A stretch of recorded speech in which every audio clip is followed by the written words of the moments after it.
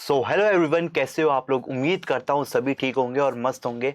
जैसा कि आप सभी जानते हैं कि वादा किया है 500 क्वेश्चन का, तो वो 500 क्वेश्चन आपको मिलेंगे। हम 100 क्वेश्चन कंप्लीट कर चुके हैं। पहले पार्ट में हमने 50 क्वेश्चन किए, दूसरे पार्ट में हमने 50 क्वेश्चन किए, दोनों को मिला के 100 क्वेश्चन हो गए। अब जो ये वाली वीडियो है इसमें भी हम आपको 50 क्वेश्चन देंगे, तो ये मिला के टोटल 150 क्वेश्चन हो जाएंगे जो आपको हम दे चुके हैं।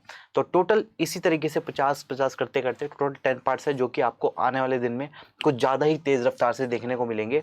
और पता है 10 बजे क्लास हो रही है। 10 बजे क्लास को अगर ज्वाइन करना है, जो बाद में देख रहे हैं, जो नए स्टूडेंट्स हैं जो वीडियो को देख रहे हैं, तो डिस्क्रिप्शन में आपको टेलीग्राम का लिंक मिल जाएगा। वहाँ आप ज्वाइन होके इस क्लास का, लाइव क्लास का जो आनंद ले सकते हैं, जिसमें हम आपको सारी चीज़ प्रोवाइड करेंगे जो कि जनरल टेस्ट से कंबाइंड है।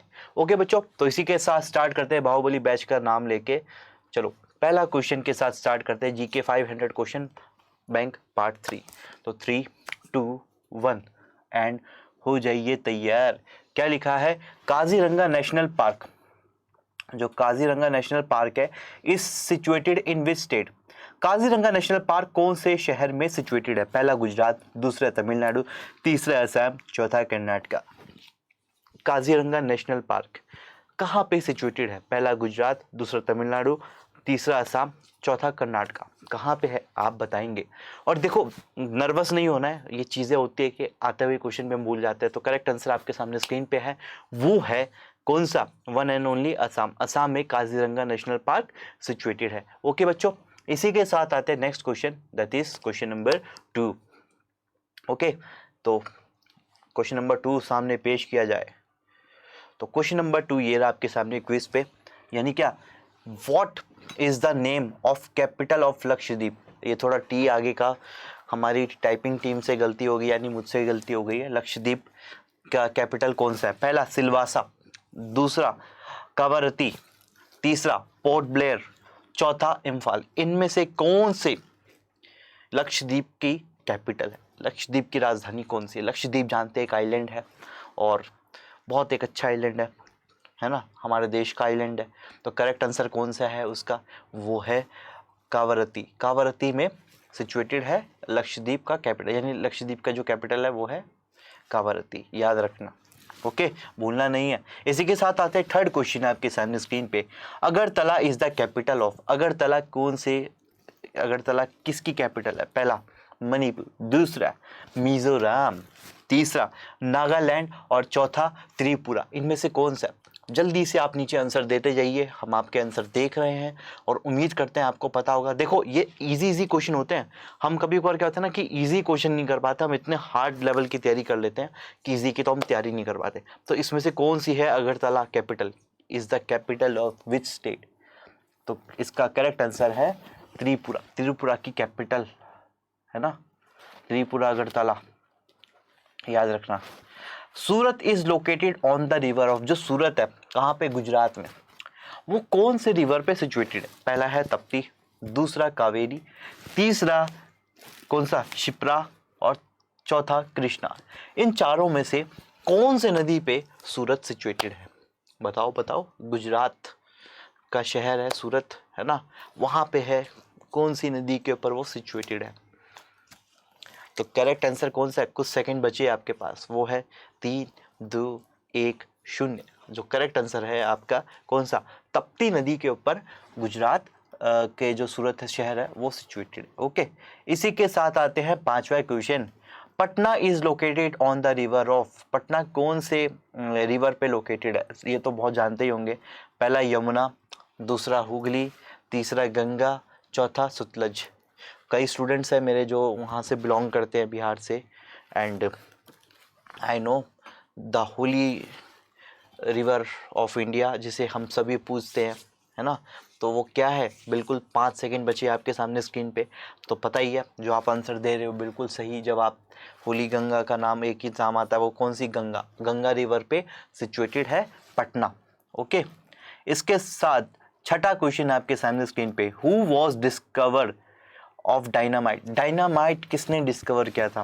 पहला अल्फ्रेड नोबल, दूसरा ओटो होहा, तीसरा डेल्टन, फिर चौथा है मोस्ले, है ना। प्रोनाउंसिएशन गलत हो सकती है तो उसे दिल पे ना ले, ठीक है। क्योंकि मैंने इनका नाम ढंग से देख तो जानता हूँ। हाँ, डाल्टन की थ्योरी जानते हैं सभी, है ना, पढ़ी होगी। कौन सी थ्योरी है, साइंस में पता है, उस पर भी क्वेश्चन आ सकता है, तो याद रखना। तो करेक्ट आंसर कौन सा आपके सामने स्क्रीन पे है जो आप लोग दे रहे हैं आंसर, उसमें से कौन सा है एक, वो है Alfred Nobel. Alfred Nobel, Dalton की एटॉमिक थ्योरी है। कौन सी है, डाल्टन की एटॉमिक थ्योरी, याद रखना। इसी के साथ आता है 7वां क्वेश्चन आपके सामने स्क्रीन पे। Who was discoverer of America? America का डिस्कवरर कौन था? ये कैसा सवाल है। कोलंबस, बहुत इजी है। कैब्रल, तीसरा रॉबर्ट पेरे और एस मॉर्से। इसमें से कौन थे जिन्होंने डिस्कवरर है और किसके, of America? Discoverer of America कौन है, जल्दी से बताओ। तो आपके पास बचे हैं मात्र 10 सेकंड, जो कि आपको जवाब देना है। उम्मीद करता हूं कि आपके अभी जो गलत हो रहे, जिसके घबराने का नहीं है, पेपर में आपको क्या सही करके आना है। तो करेक्ट आंसर कौन सा है? Correct answer one and only जो आपने सोचा, बिल्कुल कोलंबस। कोलंबस थे जिन्होंने अमेरिका की खोज की थी, है ना। और भारत की खोज किसने की थी? एक था ना, वास्को डी गामा। बिल्कुल। इसी के साथ आते हैं नेक्स्ट क्वेश्चन, यानी 8वां क्वेश्चन आपके स्क्रीन पे। Doctor Amrita Sen is a famous, जो अमृता सेन है वो किस चीज़ के लिए फेमस है? पहला फिजिस्ट के लिए, दूसरा केमिकल इंजीनियर के लिए, तीसरा फिजियोलॉजिस्ट के लिए, चौथा इकोनॉमिस्ट के लिए। यानी इनमें से किस चीज़ के लिए फेमस है डॉक्टर अमृता सेन? क्या लगता है आपको? कभी नाम सुना है आपने?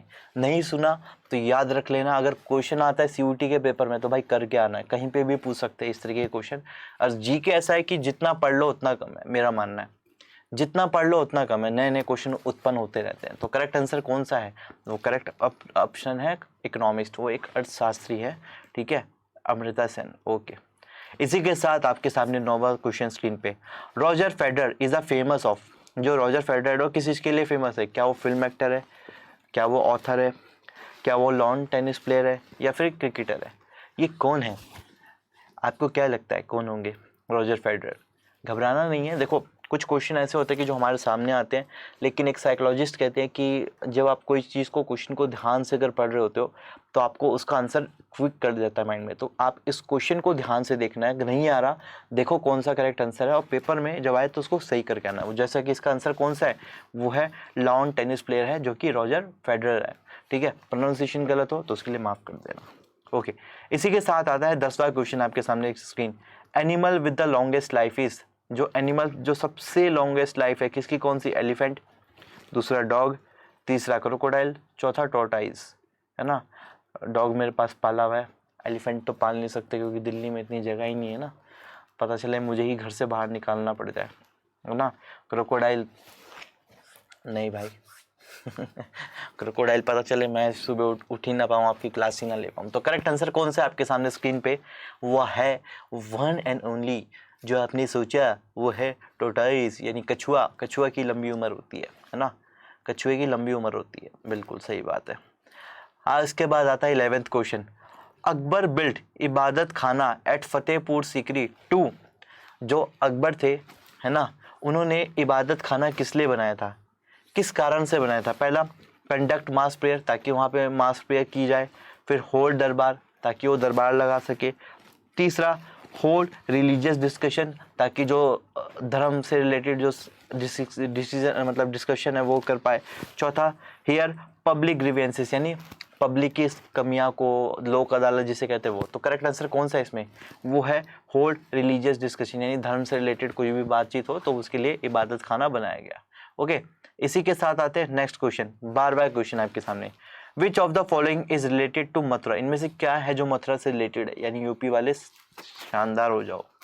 पहला फर्टिलाइजर, दूसरा लेदर, तीसरा पेट्रोलियम रिफाइनरी, चौथा केमिकल। इनमें से कौन सा है जो कि मथुरा से रिलेटेड है? आप शॉक हो जाएंगे, मैं भी जब आंसर जिसका पढ़ा तो मैं शॉक था, and I search on the Google also क्या ये सही है, लेकिन मेरे को पता चला, मेरे को इसका आंसर पहले नहीं, मतलब मैंने देखा तो मैं शॉक हुआ, लेकिन बहुत अच्छी चीज़ है। वो कौन सा है, इसका करेक्ट आंसर क्या है? वो है आपका कौन सा? Petroleum refinery. जी हाँ, पेट्रोलियम रिफाइनरी आपके मथुरा में अवेलेबल है। मैं सोचा पेट्रोलियम रिफाइनरी मथुरा में, वाह क्या बात है। इसी के साथ 13वां क्वेश्चन। इंडियन नेशनल कांग्रेस वो स्टैब्लिश्ड इन, यानी जो कांग्रेस पार्टी है वो कौन से सन में स्टैब्लिश हुई थी? पहला है ऑप्शन 1880, दूसरा ऑप्शन है 1885, तीसरा ऑप्शन है 1906 और चौथा ऑप्शन है 1905। इनमें से कौन से ईयर है जिसमें मथुरा क्या कहते हैं इंडियन नेशनल कांग्रेस स्टैब्लिश हुई, है ना? मथुरा दिमाग में घूम रहा है, कौन से? 10 सेकंड बच्चे आपके सामने, और वो है कौन सा? One and only correct answer कौन सा है इसमें से? देखो मथुरा में से कौन सा, फिर से मथुरा है कांग्रेस यार, कांग्रेस कौन से? 1885 में हो जाता है कभी कभार माइंड, है ना? माइंड में क्या चल रहा है? Mathura Mathura Mathura Vrindavan, Hare Krishna Hare Rama. The oldest mountain in India is, यानी भारत का सबसे पुराना माउंटेन कौन सा है? आप सभी बता देंगे। सतपुरा, दूसरा नीलगिरी, तीसरा हिमालय, चौथा अरावली। इनमें से कौन सा है? मुझे पता है दो में कंफ्यूजन होगी, लेकिन इसका आंसर बहुत इंटरेस्टिंग है और मज़ेदार है। आपको याद रहना चाहिए कि कौन सा ओल्डेस्ट माउंटेन ऑफ इंडिया, यानी ओल्डेस्ट माउंटेन ऑफ इंडिया कौन सा है इनमें से, ये आपको बताना है। वो है वन एंड ओनली, यानी 5 सेकंड बचे आपके पास। 4 3 2 1 and the correct answer is one and only Aravalli. Aravalli है जो कि कौन सा? Oldest mountain of India. यानी कभी आपसे पूछ ले कि भारत का पुराना पहाड़ यानी माउंटेन कौन सी है, वो है कौन सा? अरावली हिल्स। ओके, इसी के साथ आते हैं 15वां क्वेश्चन आपके सामने। Which of the following awards is given for excellence in the field of sports, यानी कौन से अवार्ड को जो कि स्पोर्ट्स से रिलेटेड है उसमें दिया जाता है? पहला कलिंगा अवार्ड, दूसरा गोल्डन पेन अवार्ड्स, तीसरा अर्जुन अवार्ड्स, चौथा Bharat Ratna.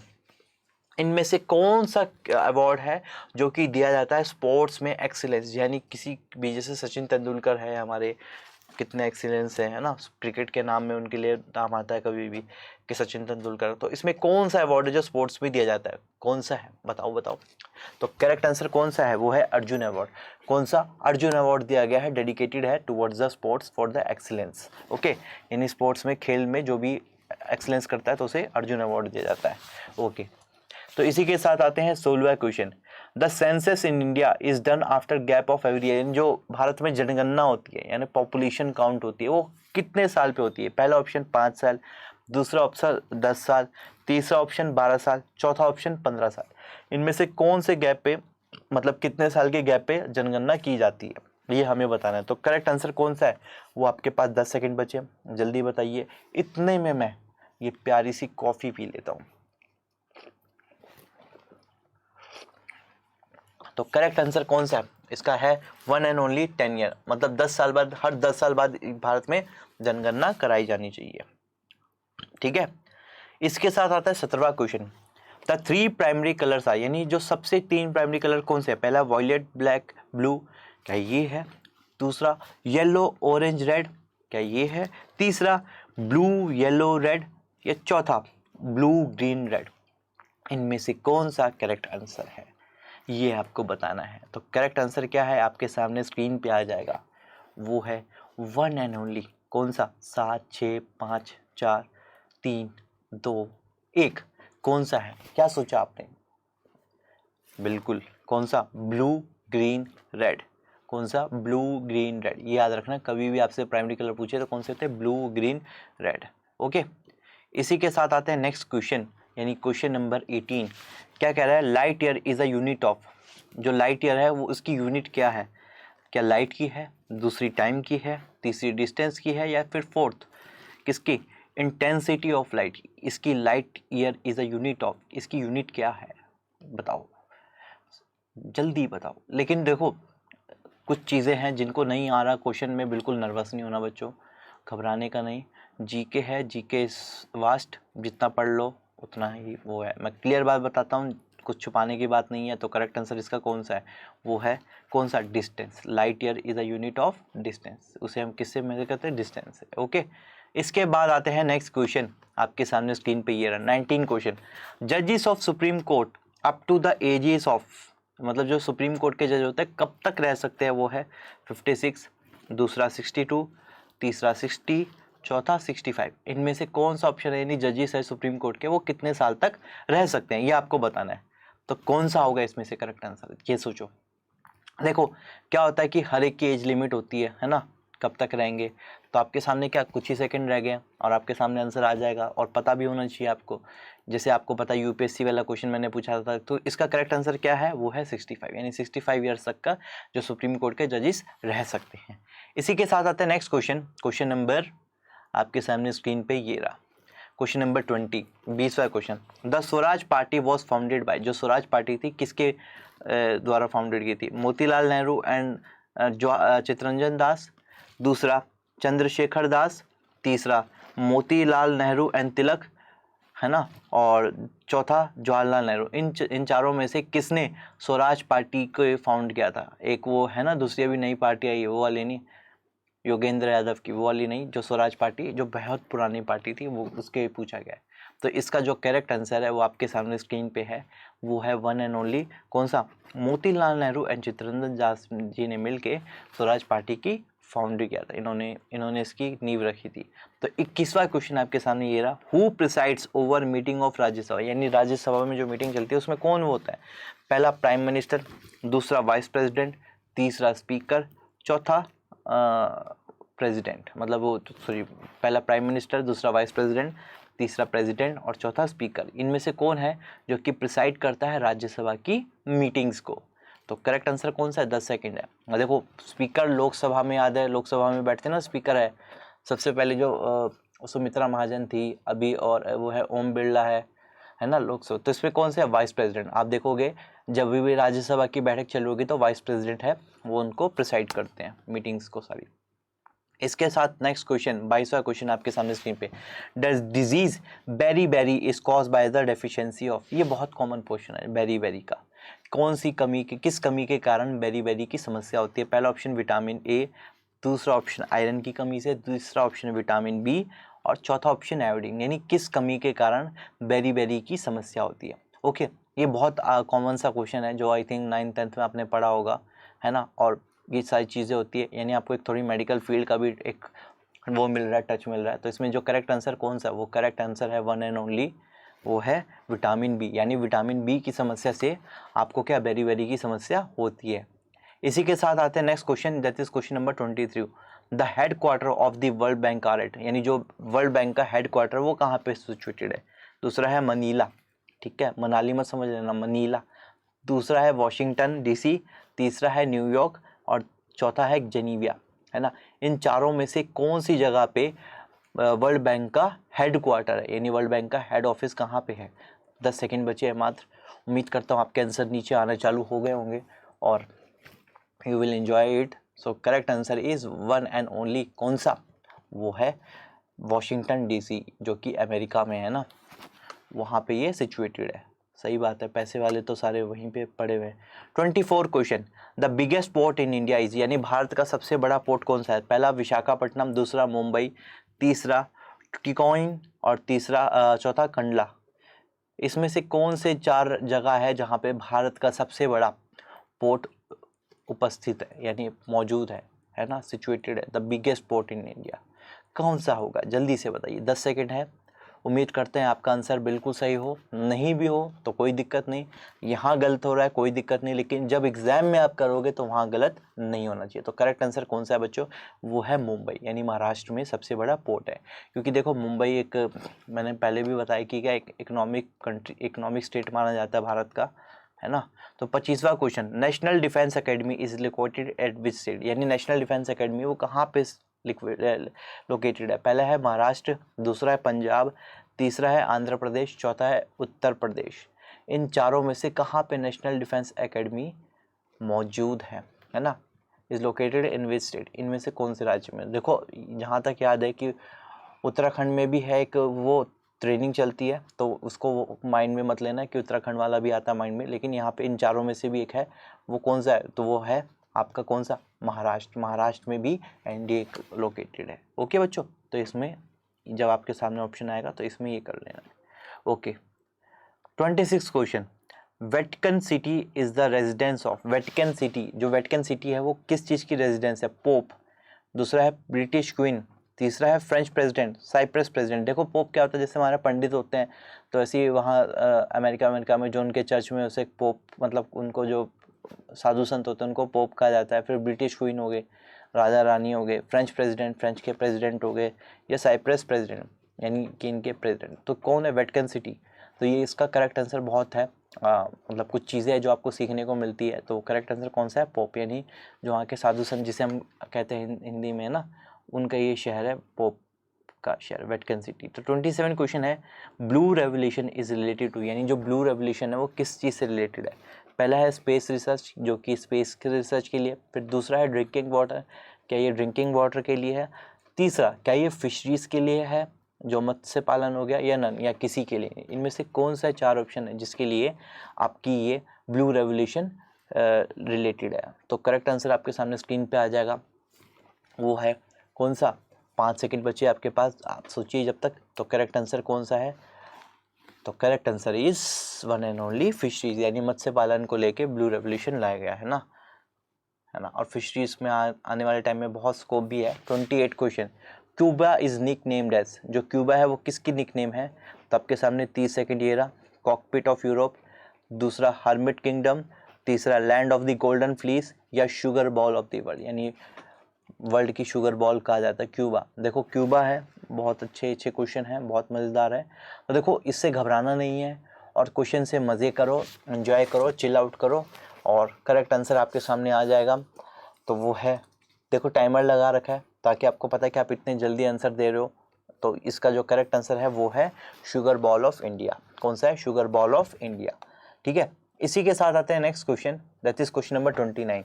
Which city is called the city of 7 hills? किस शहर को 7 हिलों की जो बहनें माना जाता है वो कौन सा है? पहला है ओस्लो, दूसरा है न्यूयॉर्क, तीसरा है टोक्यो, और चौथा है रोम्स। चौथा है रोम। इनमें से कौन सा है जो 4 option, which city is called the city of 7 hills, इनमें से कौन सा है जो कि 7 हिल्स, सिटी ऑफ 7 हिल्स है? तो आपके सामने स्क्रीन पे है करेक्ट आंसर, जो कि 5 सेकंड से भी कम आपके पास समय बचा है। देखो आपकी स्पीड टेस्ट हो रही है यहाँ पे एक तरह से, कि आप पेपर में वहाँ पे किस तरीके से टैकल करोगे और माइंड को शांत रखना है। तो करेक्ट आंसर इज रोम। रोम है द सिटी ऑफ 7 हिल्स, याद रखना। द सिटी ऑफ 7 हिल्स याद आए तो कौन सा? तो भारत में भी एक 7 वो पहाड़ वाले आते हैं ना, अरुणाचल प्रदेश है ना, जो नॉर्थ ईस्ट इंडिया का आता है, तो वो यहाँ का भी है, जो क्या विच सिटी इज कॉल्ड, तो मतलब वो इससे रिलेट कर लेना। Who discovered the earth moves around the sun? किसने बोला कि जो अर्थ है वो किसके मूव्स अराउंड द सन, यानी जो पृथ्वी है जो सूरज के चक्कर काटती है? पहला है न्यूटन, दूसरा है गैलीलियो, तीसरा है कॉपरनिसियस, एंड ऑल आर ट्रू, यानी चौथा ऑप्शन है कि सभी ने बोल दिया कि भारत जो है पृथ्वी है सूरज की ओर चक्कर काटती है ना। तो आपके दिमाग में जब ऐसा क्वेश्चन है तो चक्कर नहीं काटना है आपको, चक्कर नहीं काटना। तो करेक्ट आंसर कौन सा है? टाइमर है आपके सामने, वो है correct answer is one and only, कौन सा? कॉपरनिसियस, है ना। तो इसका याद रखना, प्रोनाउंसिएशन को माफ़ कर देना, पहले ही बता रहा हूँ प्रोनाउंसिएशन मेरी गलत हो सकती है। 31वां क्वेश्चन, व्हाट इज़ हॉटलाइन? थोड़ा उससे बच्चे पे आते हैं, पढ़ाई पे आते हैं, है ना। हॉटलाइन को कुछ और मत समझ लेना। और टेलीकम्युनिकेशन लिंक, यानी जो फ़ोन पे बात करते हैं। दूसरा एन इलेक्ट्रिक वायर, चौथा तीसरा हार्ड डिस्क, और चौथा है मॉडेम, यानी हॉटलाइन इनमें से किसको कहा जाता है ना। इतने हॉटलाइन से आया, मैं ये हॉट कॉफ़ी पी लेता हूँ, नहीं तो ये कोल्ड कॉफ़ी में कन्वर्ट हो जाएगी। तो आपके पास बचे हैं कुछ सेकेंड, वो है करेक्ट आंसर कौन सा जो आपने सोचा? टेलीकम्युनिकेशन लाइन को, जिस पे हमारी सबकी बातचीत चलती है, कोई अपने गर्लफ्रेंड, कोई अपने बॉयफ्रेंड, कोई अपने मम्मी, कोई अपने पापा, कोई अपने भाई बहन, सबसे बातचीत करते हैं, तो इस हॉटलाइन से ही हो पाती है। क्योंकि कभी भी आपको इमरजेंसी आती है तो सबसे पहले क्या आता है? फ़ोन करते हैं। इमरजेंसी आती है, हम पुलिस को बुलाते क्या करते हैं? फ़ोन करते हैं। 32 question, who is known as the father of Indian atomic energy और nuclear research? Indian father of Indian atomic energy और न्यूक्लियर रिसर्च किसको कहा गया है? डॉक्टर होमी भाभा, होमी भाभा याद है। दूसरा विक्रम साराभाई, तीसरा सीवी रमन, या डॉक्टर भटनागर। ये सारे ना बहुत महान लोग हैं जिन्होंने देश के लिए काफ़ी कुछ किया है। तो आपके सामने कुछ ही सेकंड बचे हैं, वो है वन एंड ओनली, कौन से कुछ सेकंड बचे हैं? वो है 2, 1। तो करेक्ट आंसर इस जो आपने सोचा वो है डॉक्टर होमी भाभा, यानी जानते हैं क्या कहते हैं, भाभा एटॉमिक प्लांट है ना, होमी भाभा एटॉमिक प्लांट है, उसी से हम लोग समझ सकते हैं। इतना हिंट भी मिल सकता है, आप लोगों को याद होगा। 33 question, the to contest election for the office of vice president of India, the candidate must have complete the age of, यानी अगर कोई भी वाइस प्रेसिडेंट के लिए चुनाव लड़ रहा है तो उसकी कम से कम कितनी आयु होनी चाहिए। यानी मान लो आप में से या फिर हम में से कोई अगर भविष्य में चुनाव लड़ना चाहे तो कितनी एज होनी चाहिए। पहली 40 साल, दूसरी 35 साल, तीसरा 30 साल, चौथा 45 साल। यानी मेरे पास भी और आपके पास भी अभी समय है, क्योंकि हम तीनों में से किसी एज कैटेगरी में नहीं आते, यानी हमारे पास अभी समय है। वो कौन सा ऑप्शन है, यानी कितना समय है हमारे पास, जोड़ लेना, कल के पता चले अगले वाइस प्रेसिडेंट आप हो। कितना, 35 साल। यानी मेरे पास भी अभी लगभग 10-12 साल है, 10 साल है मेरे पास भी अभी, ठीक है। तो कितना, 35 ईयर्स, ओके। तो 35 साल है की उम्र में आप देश के वाइस प्रेसिडेंट बन सकते हो। 34 क्वेश्चन, इंडिया इज़ भारत क्या है। क्या वो सेकुलर स्टेट है। दूसरा, क्या वो बाइलैंग्वेज स्टेट है। तीसरा, क्या वो कम्युनिस्ट स्टेट है। चौथा, क्या वो कैपिटलिस्ट स्टेट है। कैपिटलिस्ट यानी पैसा वाला। ऐसा तो नहीं है यार कि भारत में पैसे वाला स्टेट है, मैं कह नहीं सकता, क्योंकि हाँ यहाँ पे तो कोई अमीर है तो ज़्यादा अमीर है, गरीब है तो बहुत गरीब है, मिडिल क्लास बेचारे सबसे ज़्यादा फंसे हुए हैं ना। तो करेक्ट आंसर इसमें कौन सा है, जो स्क्रीन पे है वो जो ज़्यादातर चलती रहती है हमारे देश में, वो है सेकुलर स्टेट, यानी सेकुलर स्टेट है। यहाँ पे सभी धर्म निरपेक्ष है ना। 35 क्वेश्चन है आपके सामने। The earliest of the Holi book of Hindu is, Hindu की सबसे होली बुक, सबसे पुरानी बुक कौन सी है। The Gita, Bhagavad Gita, the Ramayana, the Mahabharata, the Vedas. Bhagavad Gita मैंने पढ़ी हुई है और जो कि सही में काफ़ी लाइफ चेंजिंग है मेरे लिए भी, और बहुत कुछ सीखने को मिलता है। आप कोई भी चीज़ उठा ले, चाहे गुरु ग्रंथ साहिब उठा लीजिए, चाहे कुरान उठा लीजिए, चाहे भगवद गीता उठा लीजिए, आपको एक बार लाइफ में तो ज़रूर पढ़नी चाहिए। ये all our life changing, okay. तो करेक्ट आंसर इसमें क्या है, तो करेक्ट आंसर है वेदास। हमारे सबसे पुराने वेदा है जो कि हिंदू के रिलीजन के सबसे पुराने हैं। इसी के साथ आता है नेक्स्ट क्वेश्चन, वो है क्वेश्चन नंबर 36। ब्रह्महीरा वॉज अ ग्रेट पोएट। क्या वो पोएट थे, लेखक थे, फिलोसफर थे, क्या वो एस्ट्रोनॉमर थे या फिर एस्ट्रोलॉजर, क्या थे। ब्रह्मवीरा वॉज अ ग्रेट, क्या थे ब्रह्मवीरा। आपको क्या लगता है, क्या लगता है, नीचे कमेंट करके बताइए।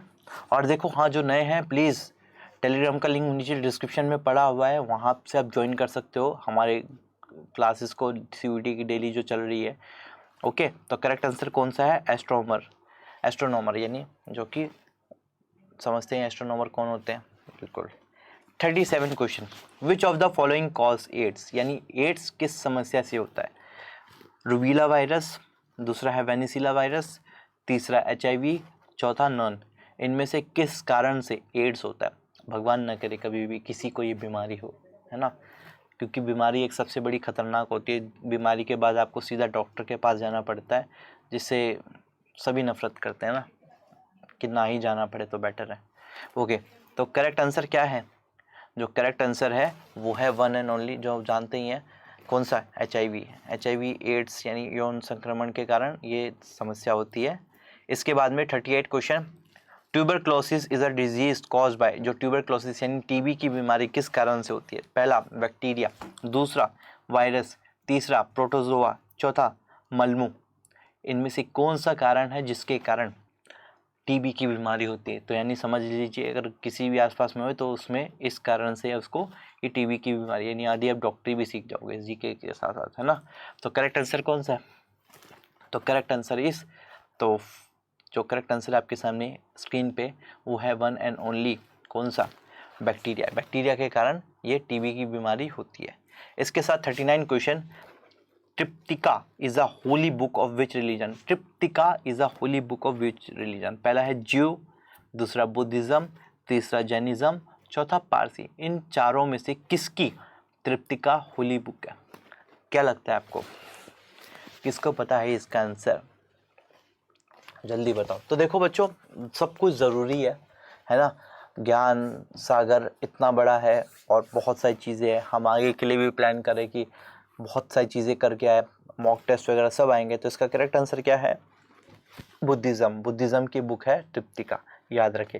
इसके बाद में 40 question, ISI is a intelligence agency of which country. हाँ, हमारे यहाँ ISI के बहुत लोग आ गए हैं ना, पाकिस्तान के चाचा एंड ऑल। तो पहला है इंडिया, दूसरा ब्रिटेन, तीसरा पाकिस्तान, चौथा नेपाल, मैंने तो आंसर भी बता दिया है ना। फिर भी जिसको बहुत सारे आ गए आजकल हमारे लाइव चैट में मिलते हैं डेली, तो हमारे लिए भी दोनों देश के लिए संदेश रहता है कि भाई प्यार के संदेश रहो, प्यार से आप भी रहो हम भी रहे, नहीं तो हमारा दिमाग घुमा तो फिर भारत के लोग जानते ही है। तो करेक्ट आंसर क्या है? पाकिस्तान, है ना। वो देखिए ना, एक था टाइगर, इसमें कैटरीना कैफ और सलमान खान होते हैं। कैटरीना कैफ आपकी पाकिस्तान से आईएसआई की एजेंट होती है, सलमान खान रॉ की agent. Which is the largest continent in the world? World की सबसे लार्जेस्ट कॉन्टिनेंट कौन सी है? पहला एशिया, दूसरा अफ्रीका, तीसरा यूरोप, चौथा नॉर्थ अमेरिका। इनमें से कौन से देश है जिसमें लार्जेस्ट कॉन्टिनेंट है, जिसकी कौन सी कॉन्टिनेंट है जिसकी लार्जेस्ट कॉन्टिनेंट है इन दी वर्ल्ड में? सबसे बड़ी कॉन्टिनेंट कौन सी है? अगर आप मैप देखेंगे तो आपको पता चल जाएगा भारत के मैप पे। तो ये यूपीएससी से भी एक रिलेटेड हो सकता है, अगर कभी क्वेश्चन में आ जाए, एसएससी सीजीएल में भी हो सकते हैं। तो क्वेश्चन देखो जीके की इतनी वास्ट है कि आपको कहीं पे भी पूछा जा सकता है, तो कभी भी याद रखना कहीं पे भी आ सकता है। कौन सा? एशिया। एशिया का सबसे बड़ा कॉन्टिनेंट है ना। तो बिल्कुल से सही बात है, और पॉपुलेशन भी सबसे ज़्यादा यहीं पे। Kangaroo is a national emblem of which country? Kangaroo किस देश का नेशनल एम्बलम है ना। पहला अमेरिका, दूसरा ऑस्ट्रेलिया, तीसरा इटली, चौथा जापान। सब जानते ही हैं, बहुत इजी क्वेश्चन है। जो क्रिकेट के फ़ैन है वो तो आसानी से बता देंगे, है ना। हिंट दे दिया क्रिकेट के फ़ैन से, और सभी के उस मतलब बहुत ही क्या कहते हैं कि क्या ही बताएं, कितना बोलो, है ना। तो करेक्ट आंसर इसमें कौन सा है? आपके पास मात्र 3 सेकंड बचे हैं। 3, 2, 1। उम्मीद करता हूँ सबने आंसर दे दिया होगा। वो है कौन सा? ऑस्ट्रेलिया। ऑस्ट्रेलिया कहते हैं ना, कंगारू टीम से खेल रहे हैं, तो हाँ ऑस्ट्रेलिया में कंगारू ज़्यादा है वहाँ पे, इसलिए कंगारू उनका नेशनल एम्बलम है। Pravda is a famous newspaper of which country? I think ये मैंने पहले भी क्वेश्चन पूछा है, वो है प्रवदा कहाँ की फेमस कंट्री की न्यूज़पेपर है? पहला है रशिया, दूसरा है अमेरिका, तीसरा है ब्रिटेन, चौथा है चाइना। इन चारों देश में से किसकी फेमस है न्यूज़पेपर प्रवदा? वो आपको बताना है। ओके, तो 10, 9, 8, 7, 6, 5, 4, 3, 2, 1। तो करेक्ट आंसर आपके सामने स्क्रीन पे है, वो है कौन सा? रशिया। रशिया की फेमस न्यूज़पेपर है प्रवदा। ओके, याद रखना। 44, Pandit ji is a nickname of? Pandit ji किसको निक नेम दिया गया था? पहला जवाहरलाल नेहरू, दूसरा लाल बहादुर शास्त्री, तीसरा सुभाष चंद्र बोस, चौथा बाल गंगाधर तिलक। इनमें से किसको पंडित जी का टाइटल दिया गया था? बहुत ही आसान है, सबको पता है कि इनके नाम के आगे लगता था, है ना। वो कौन से पंडित जी थे वो बता देते हैं। और भारत की में सबसे पहले ये बन रखे हैं, इनके ऊपर बहुत सारी जिम्मेदारी दी गई थी पहले, है ना। तो इसका जो करेक्ट आंसर है वो है कौन सा? One and only Pandit Jawaharlal Nehru. सभी जानते हैं, इसी नाम से जानते हैं, पंडित जवाहरलाल नेहरू नाम से, है ना। कई एक्साइटमेंट होती है, जल्दी से कहता हूँ। 45 क्वेश्चन आपके सामने। McMahon line divided, McMahon line किसको डिवाइड करती है? इंडिया चाइना को, या फिर इंडिया पाकिस्तान को, तीसरा इंडिया नेपाल को, या फिर चौथा इंडिया बांग्लादेश। इनमें से मैकमोहन लाइन किसको डिवाइड करती है? ये क्वेश्चन भी आपको मैंने करवाया हुआ है। देखो ये क्वेश्चन कुछ इस तरीके से होते हैं जो रिपीट होते हैं ना, तो उसको माइंड में आपको याद ही हो गया होगा कौन सा है। तो मैकमोहन लाइन जैसे जानते हैं कि डॉक्टर मनमोहन सिंह है, उसके लिए मनमोहन सिंह के टाइम ये डील हुई थी, तो इसलिए उसका नाम मैकमोहन से रिलेटेड है। तो कौन सा है? वो है इंडिया और चाइना। भारत और चाइना के बीच में जब समझौता हुआ था तो मैकमोहन लाइन थी जो डिवाइड की गई थी इंडिया और उसको। मैकमोहन मतलब मैं उससे रिलेटेड समझता हूँ। 46, who was the first vice president of India? Bharat के पहले उपराष्ट्रपति यानी वाइस प्रेसिडेंट कौन थे? Who was the first vice president of India?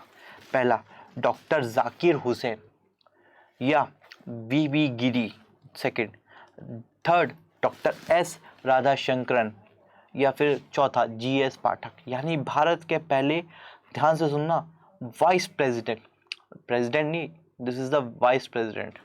हाँ, तो करेक्ट आंसर कौन सा है? वो है डॉक्टर एस राधाकृष्णन, जो कि भारत के पहले वाइस प्रेसिडेंट थे, उपराष्ट्रपति थे। इसी के साथ 47 question. Badrinath is in which state? Badrinath कौन से राज्य में है? पहला उत्तराखंड, बहुत आसान क्वेश्चन, जम्मू कश्मीर, दूसरा, तीसरा गुजरात, चौथा उड़ीसा। मुझे पता अब तक आप आंसर भी आ गए होंगे, क्वेश्चन देखते हैं आंसर आ जाते हैं। ऐसे क्वेश्चन आ जाए तो आप कहना टीचर को कि भाई तुसी ग्रेट हो, तुसी ग्रेट हो, और हमारा तोहफा कबूल करो। तो 10 सेकंड बचे हैं, मुझे पता अब तक सबके आंसर आ जाने चाहिए, गलत तो होना नहीं चाहिए, उम्मीद करता हूँ, क्योंकि सभी को पता है वो है कौन सा, बद्रीनाथ कहाँ पे सिचुएटेड है, जो कि भारत की होली प्लेस है, वो है उत्तराखंड, उत्तराखंड में रिलेटेड है, यानी UK. 48 question, holy place Rameswaram is in which state, holy place Rameswaram कहाँ पे सिचुएटेड है? पहला मध्य प्रदेश, दूसरा राजस्थान, तीसरा महाराष्ट्र, चौथा हिमाचल। रामेश्वरम वो वाला नहीं जो साउथ में एक, ठीक है, साउथ में एक रामेश्वरम है जहाँ पे राम जी का वो था, है ना, अब APJ अब्दुल कलाम भी वहाँ से बिलोंग करते थे, वो साउथ वाला नहीं कह रहा हूँ, एक रामेश्वरम एक होली प्लेस है, इसलिए याद रखना, रामेश्वरम वो साउथ वाला से रिलेट मत करना, ये दूसरा होली प्लेस की बात कर रहा हूँ, वो है वन एंड ओनली कहाँ पे है, वो है महाराष्ट्र में। कहाँ पे? महाराष्ट्र में सिचुएटेड है एक रामेश्वरम, उसकी बात हुई है ये। तो 49 question, second last question, mount Abu hill station in which state, mount Abu जो पहाड़ है वो कौन से राज्य में मौजूद है? ठीक है, mount Abu hill station is in which state, यानी कौन से शहर में माउंट आबू हिल प्रेजेंट है? पहला है ऑप्शन MP, दूसरा ऑप्शन है राजस्थान, तीसरा ऑप्शन है महाराष्ट्र, चौथा ऑप्शन है हिमाचल। इन चारों में से कौन सी जगह पे प्रेजेंट है? मेरा दोस्त है एक माउंट आबू का, तब मुझे पता चला अच्छा ये राज्य में है। मेरे को कुछ क्वेश्चन होते हैं ना, आपको कुछ नहीं पता चलता, आपको बाद में जानते जानते चीज़ें पता चलती, क्योंकि जीके है इतनी वास्ट। वो है राजस्थान में प्रेजेंट है माउंट आबू। इसी के साथ लास्ट क्वेश्चन आज का, कैपिटल ऑफ छत्तीसगढ़, इस छत्तीसगढ़ की कैपिटल क्या है? लास्ट क्वेश्चन, रायपुर, दूसरा जबलपुर, तीसरा बिलासपुर, चौथा भोपाल, यानी कौन से इनमें से कहाँ पे कैपिटल है, कहाँ की छत्तीसगढ़ की? लास्ट क्वेश्चन आज की क्लास का मुझे पता है। इसी के साथ मैं कहता हूँ बच्चों, जो नए हो भाई प्लीज़ लाइक कर देना, अपने दोस्तों को शेयर कर देना, दोस्तों को कहना थोड़ा देख लिया यार, भला हो जाए, क्या पता इसमें से एक आध क्वेश्चन आ जाए, फिर सब्सक्राइब भी कर देना और टेलीग्राम ग्रुप को भी ज्वाइन कर लेना। तो correct answer is Raipur, Raipur is the correct answer, यानी ये है जहाँ पे छत्तीसगढ़ की कैपिटल है। ये इसी के साथ हमारा पार्ट 3 खत्म होता है बच्चों, ठीक है। उम्मीद करता हूँ ये पार्ट 3 आपको पसंद आया होगा, और पार्ट 4 भी जल्दी आएगा, है ना। पार्ट 4 के बाद 5, 6, 7, 8, 9, 10 भी आने वाले हैं आपके पास। 10 जुलाई से पहले आपको ये सारी चीज़ें मिल जाएगी, कोर्स आपका ख़त्म हो जाएगा, है ना। मैथ्स का पार्ट हमारा ऑलरेडी ख़त्म हो चुका है ना, मैथ्स का पार्ट हमारा ऑलरेडी खत्म हो चुका है, लॉजिकल रीजनिंग स्टार्ट हो चुकी है, वो भी आने वाले कुछ दिन में ख़त्म हो जाएगी। यानी बहुत सारी चीज़ें देखेंगे। मॉक टेस्ट के लिए भी हम प्रिपेयर कर रहे हैं, मॉक टेस्ट भी आपको एक दिया जाएगा, हम इंतज़ार करें यार NTA जल्दी से एक मॉक टेस्ट लेके आए, ताकि उस पर भी हम वर्क करके उसी से रिलेटेड चीज़ें बता पाए, तो आपके लिए थोड़ा यूज़फुल रहे। ओके बच्चों, उम्मीद करता हूँ चीज़ें पसंद आई होगी। तो प्लीज़ मिलते हैं अगली वीडियोस में, क्लास में रात को 10 बजे, ठीक है। रात को 10 बजे क्लास में मिलना है। तब तक के लिए गुड बाय एंड अपना ध्यान रखना और एंजॉय करना। ओके बच्चों, जय हिंद, जय भारत।